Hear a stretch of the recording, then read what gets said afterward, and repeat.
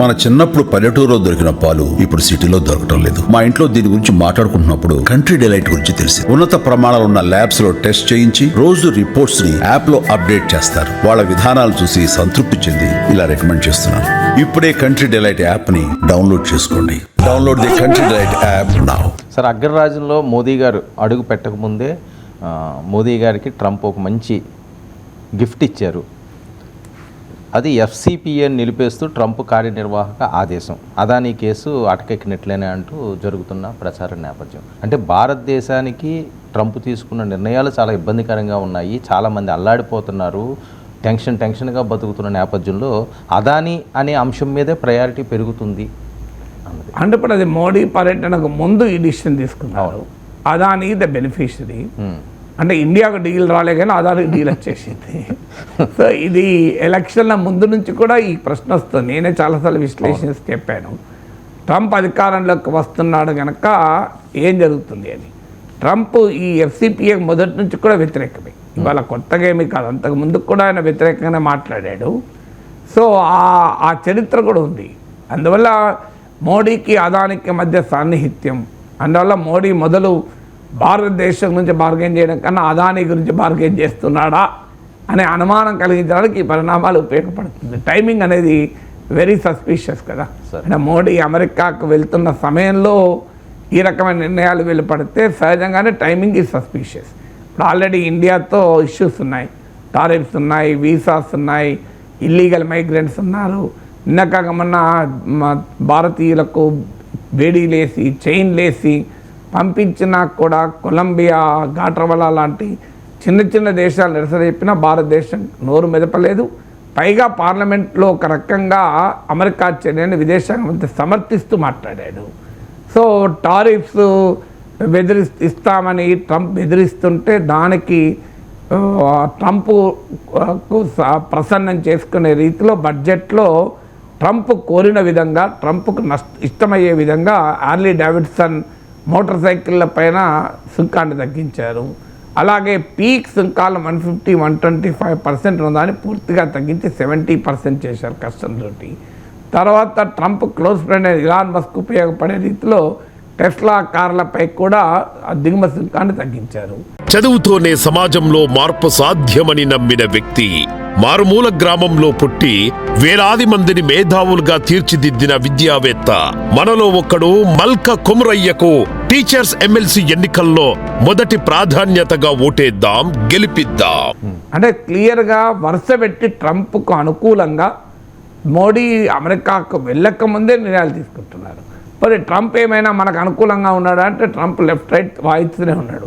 నిన్న కాక మొన్న స్టీల్ అండ్ అల్యూమినియం దిగుమతుల పైన భారీగా 25% సుంకాలు వేశారు. దానివల్ల ఇండియాకు అనేక దేశాలతో పాటు భారతదేశం కూడా నష్టపోతుంది. అందువల్ల ఇప్పటికీ భారతదేశాన్ని టారిఫ్ కింగ్ అని, బిగ్గెస్ట్ చార్జర్ అని మాట్లాడుతున్నాడు. సో ఈ వ్యవహారము క్లియర్గా భారత్కు వ్యతిరేకంగా ఉన్న సమయంలో మోడీ పర్యటన ఉంది. ఆ పర్యటనలో ఇండియాకు కన్ఫ్యూషన్స్ వస్తాయేమో, మన పైన టారిఫ్ విధించడేమో, లేదు generalise system of preference GSP అంటారు దాని, ఇది 1970s వచ్చిన అమెరికన్ ట్రేడ్ యాక్ట్. ఈ యాక్ట్ కింద కొన్ని రకాల దిగుమతులపైన సుంకాలు లేవు. ఈ జనరలైజ్ సిస్టమ్ ఆఫ్ ప్రిఫరెన్సెస్లో హైయెస్ట్గా బెనిఫిట్ అయ్యేది భారతదేశమే.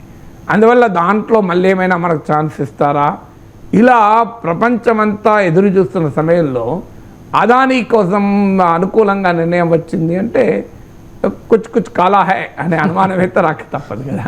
సో చూద్దాం మరి మోడీ అదానీతో పాటు భారతదేశానికి కూడా ఏమైనా తీసుకొస్తాడా, లేదా అదానీ కోసం భారతదేశ ప్రయోజనాలని తాకట్టు పెడతాడు అనే ప్రతిపక్షాల విమర్శలను ఎదుర్కొంటాడా చూడాలి. భారతదేశానికి ఏదైనా అనుకూలమైన డీల్ పట్టుకొస్తే అదానీ ఇష్యూ పక్కకు పోతుంది. భారతదేశానికి ఏ రకమైన ప్రయోజనకరమైన డీల్ రాక, పైగా మోడీ ఒత్తిడి కనుక ఇండియా కాస్త రాజీ పడితే మాత్రం అదానీకి వచ్చిన ప్రయోజనం భారతదేశ ప్రయోజనాల్ని కూడా తాకట్టు పెట్టాడని ఒక పెద్ద రాజకీయ విమర్శకు కారణమవుతుంది.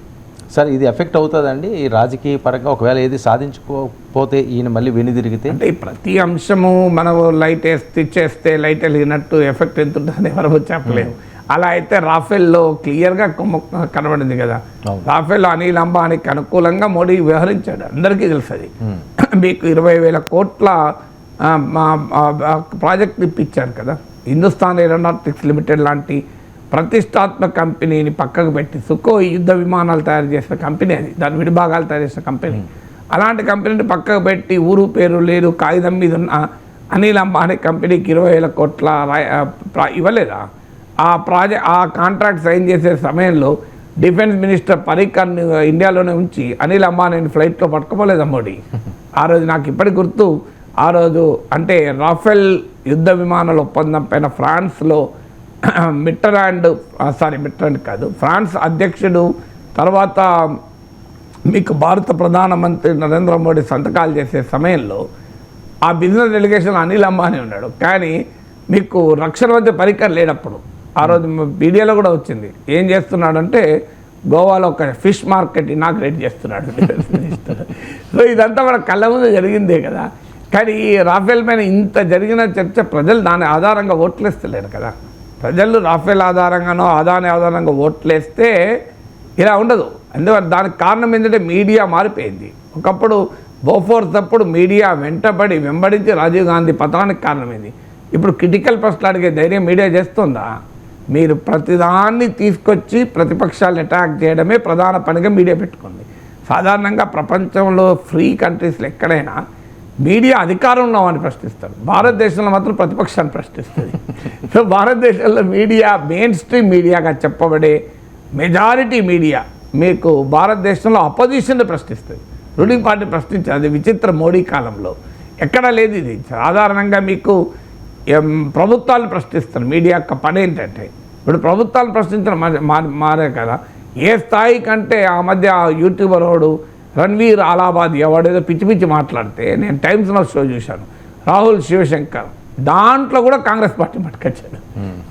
ఆడెవడో ఒక సమయరైన షోలో ఇండియాస్ గాట్ లేటెంట్ అని ఆ షో మీద చర్చ నడుస్తుంటే అక్కడ కూడా కాంగ్రెస్ పార్టీని పట్టుకొచ్చి మళ్ళీ కాంగ్రెస్ పార్టీని తిట్టాడు. ఏంటి అంటే కాంగ్రెస్ పార్టీ ఫ్రీ స్పీచ్ అంటోంది, కాంగ్రెస్ పార్టీ ఫ్రీ స్పీచ్ కావాలంటోంది, ఫ్రీ స్పీచ్ వస్తే రణ్వీర్ అలాబాదీ ఇట్లా మాట్లాడుతాను దాన్ని పట్టుకొచ్చారు. సో ఎక్కడి దాకా పోయా దాంట్లో ముస్లింలో పట్టుకొచ్చారు మళ్ళీ. అసలు రణ్వీర్ అలాబాదీ యొక్క ముస్లింలు ఏం సంబంధం అది? పోనీ వాడేమైనా ముస్లిమా? కాదు. అంటే ఏమన్నా కానివ్వండి మా ఎజెండాను మేము జనం మీద రుద్దుతాం, ఈ స్థాయికి తీసుకొచ్చారు. సో అందువల్ల మీకు ఎక్కడికన్నా పోయింది మళ్ళీ ఏడికి వస్తుందంటే మళ్ళీ అక్కడికే వస్తుంది. సో మీకు ఆర్నవ్ గోస్వామీలు, రాహుల్ శివశంకర్లు, హిందీ మీడియా ఎకో సిస్టమ్ మొత్తం మేజర్ వర్క్ ఏంటంటే ప్రతిరోజు అపోజిషన్ తిట్టాలి, బీజేపీకి అనుకూలంగా ఎజెండాను మేనేజ్ చేయాలి. ఆఖరికి అల్లు అర్జున్ ఇష్యూ వచ్చినా దాన్ని సోనియా గాంధీ పట్టుకొస్తారు. ఎందుకు? మీకు ఆర్నవ్ గోస్వామి పట్టుకొచ్చిండు కదా. పుష్ప 2 మీద ఎందుకు రేవంత్ రెడ్డి కోపము అల్లు అర్జున్ అంటే పుష్ప 2లో హిందూ మతాన్ని గ్లోరిఫై చేశారు, సోనియా గాంధీకి హిందూ మతం అంటే నచ్చదు, అందువల్ల హిందూ మతాన్ని గ్లోరిఫై చేసేందుకు అల్లు అర్జున్ సంగతి తెలిసారని సోనియా గాంధీ ఆదేశించింది రేవంత్ రెడ్డిని. ఇంతకన్నా పైశాచికత్వము మూర్ఖత్వం ఇక్కడ ఉంటుందా? ఇది ఆర్నవ్ గోస్వామి పెద్ద డిబేట్ నడిపాడు. సో ఈ స్థాయికి దిగజారారు. మీడియా ఏం లేదు, మీడియా అంటే సేవకులు. ఇప్పుడు జీ హుజూర్ ఇవాళ ఏం చేయాలి అంటే ఇది వండు అంటే అది వండాలి, ఏది వండాలో బీజేపీ కార్యాలయం నుంచి ఆదేశాలు తీసుకొని రాత్రి వరకు అది వండుతారు. ఆ స్థాయిలో మీడియా వచ్చాక రాఫెల్ అయితేంది అదాని అయితుంది ఎవడు పట్టించుకుంటాడు? ఈలోగా అనేక రకాల ఎమోషన్స్ కదా. ప్రజలు ధరలు పెరుగుతున్నాయి, రూపాయి పత్రం, ఇవన్నీ కాదు మనకు కావాల్సింది. మనకు ఏ మతము కులము ఇలాంటివన్నీ వచ్చాక సీరియస్ ఇష్యూస్ ప్రజలు రియాక్ట్ అయ్యే దశ దాటిపోయింది కదా. బొఫోర్స్ అప్పుడు ఎలా రియాక్షన్ వచ్చింది, ఇప్పుడు ఎలా తయారైంది చూస్తున్నాం కదా.